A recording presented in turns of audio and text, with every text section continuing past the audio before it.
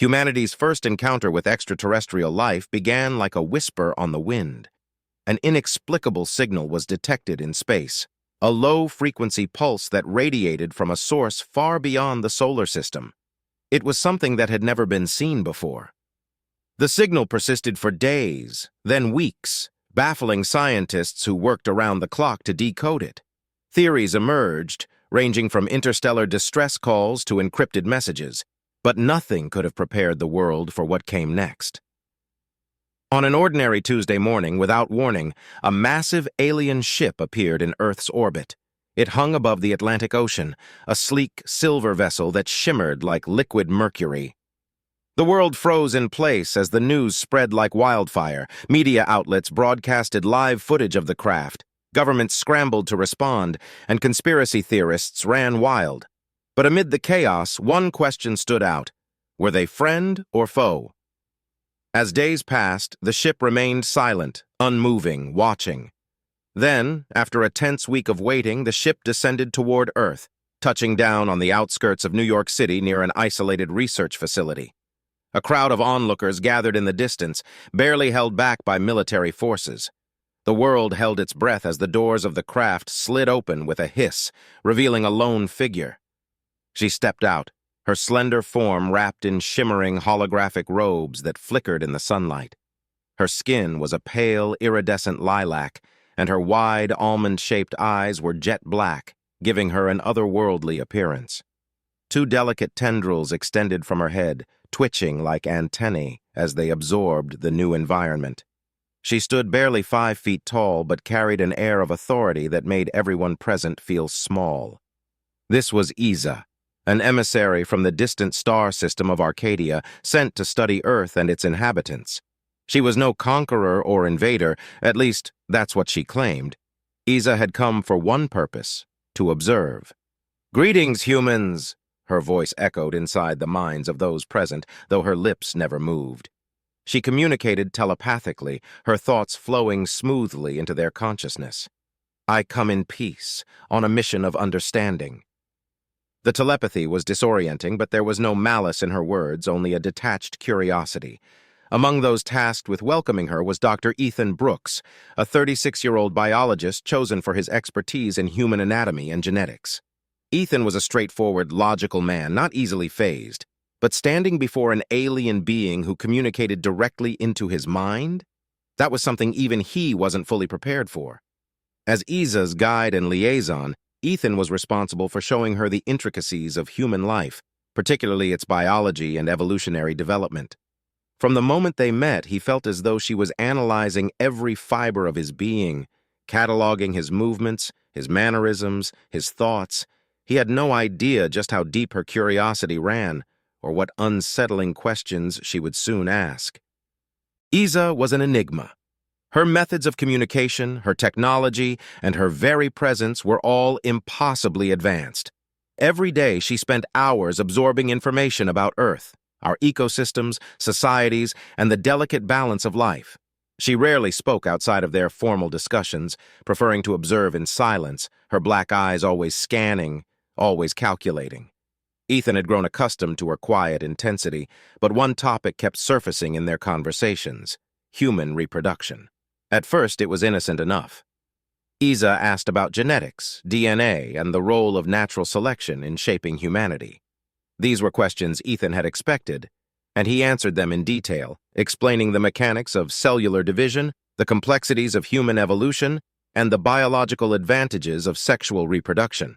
But Isa wasn't satisfied with the science alone. "Your species reproduces through the fusion of gametes, correct?" Isa asked one day as they sat in the lab, surrounded by diagrams and genetic models. "Yes," Ethan replied, knowing that was only the beginning of her line of questioning. "Male and female reproductive cells combine to create offspring. It's the basis of sexual reproduction." Isa nodded thoughtfully, her gaze drifting to a detailed model of the human reproductive system on the screen in front of them. "I understand the mechanics, but the process seems unnecessarily inefficient. You require 2 individuals to engage in a physical exchange for reproduction to occur. Why?" Ethan chuckled awkwardly. "Well, that's just how nature designed us. It's been working for millions of years.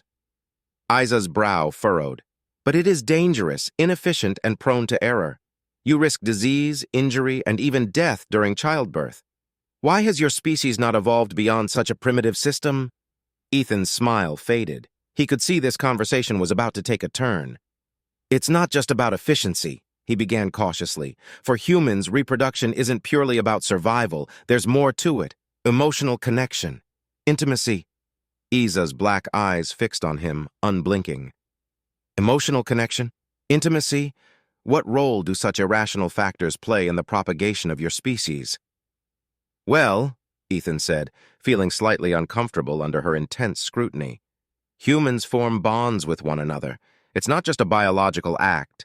There's affection, trust, love. It's a way to strengthen relationships, not just pass on genes. Isa blinked slowly as if processing this foreign concept. Your species engages in reproduction for reasons other than survival?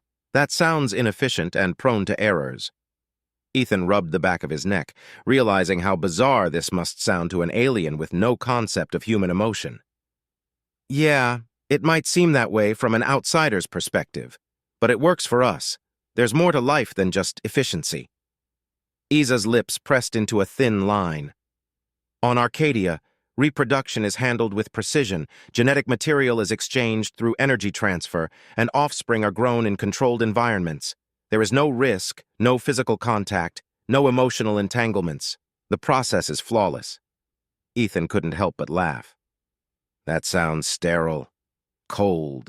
There's something about the messiness of human life that makes it beautiful, you know? Beautiful? Isa's voice was laced with disbelief.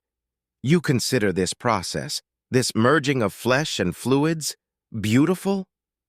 Ethan nodded, trying to find the right words to explain something so fundamental to human nature. It's not just about the act itself. It's about connection, about feeling close to someone. We don't separate the physical from the emotional. They're intertwined. Isa stared at him, her mind racing with the implications of what he had said.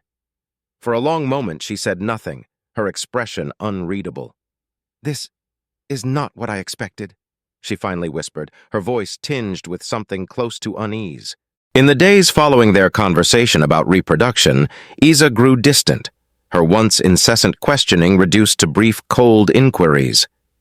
She seemed disturbed by the idea of human intimacy, almost repelled by it, and yet she couldn't stop observing. Everywhere they went, her eyes lingered on couples walking hand in hand, parents playing with their children, and even strangers smiling at one another. She watched the way humans interacted with a kind of morbid fascination, as though trying to understand something that went beyond mere biology. Ethan noticed the change, but wasn't sure how to approach it. He could sense that she was wrestling with something, but he wasn't sure how to break through her wall of logical detachment. One afternoon, as they walked through a busy park, Isa stopped abruptly, watching a young couple sitting on a bench nearby. The woman was leaning on the man's shoulder, and they were laughing, their fingers intertwined.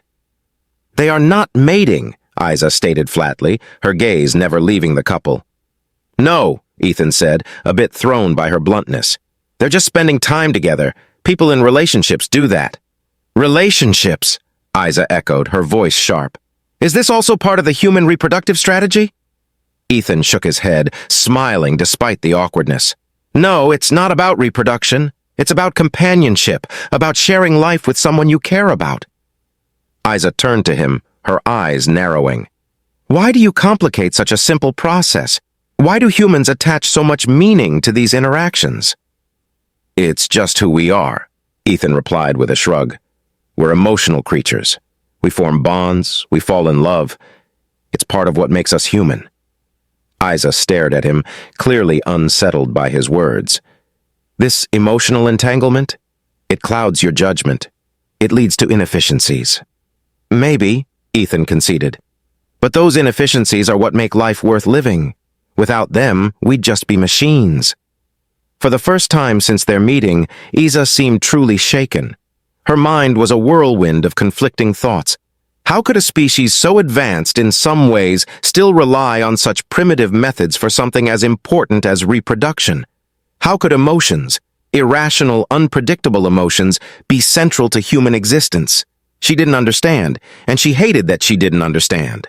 By the end of their third week together, Isa had grown restless.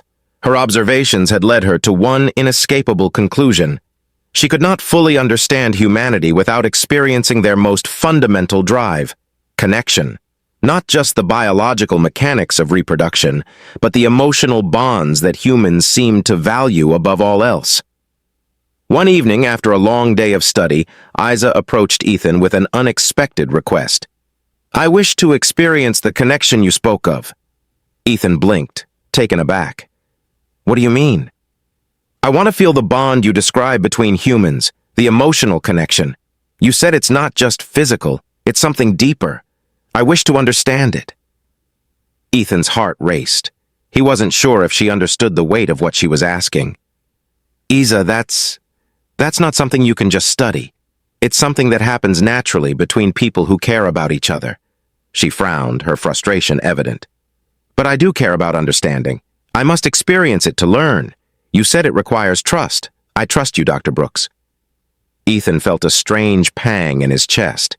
The alien emissary, so logical and detached, was asking him to cross a boundary he never thought would be part of his assignment. "Isa, it's more than just trust," he tried to explain. "It's complicated. Emotional connections take time. You can't force them." She seemed genuinely puzzled by this. "But how will I ever understand if I cannot experience it directly?" He took a deep breath, unsure of how to proceed. Some things can't be learned through experience alone. Human connections, they're built over time through shared experiences, through vulnerability. You can't just turn it on like a machine. Isa stared at him, her alien features softening as something resembling uncertainty crossed her face. For the first time, Ethan saw her not as a scientist or an emissary, but as someone who was lost, trying to bridge the gap between two entirely different worlds. "Then how will I ever understand your kind?" she asked softly, her voice no longer carrying the weight of authority, but something far more fragile. Ethan smiled gently. "Maybe some things aren't meant to be fully understood. Maybe it's something you'll just feel, little by little, over time." For a long moment, Isa was silent. She seemed to be processing his words, her mind working through the complexities of human emotions and the inefficiency she had once derided. She realized now that understanding wasn't just about knowledge or data. It was about connection, something far more elusive and intangible. As the stars twinkled in the night sky outside, they sat together in the quiet lab, their differences no longer feeling like barriers but something to be explored. And though the mystery of human connection remained unsolved for Isa, she had taken the first step toward understanding that not all things could be reduced to logic and reason. Some things had to be lived,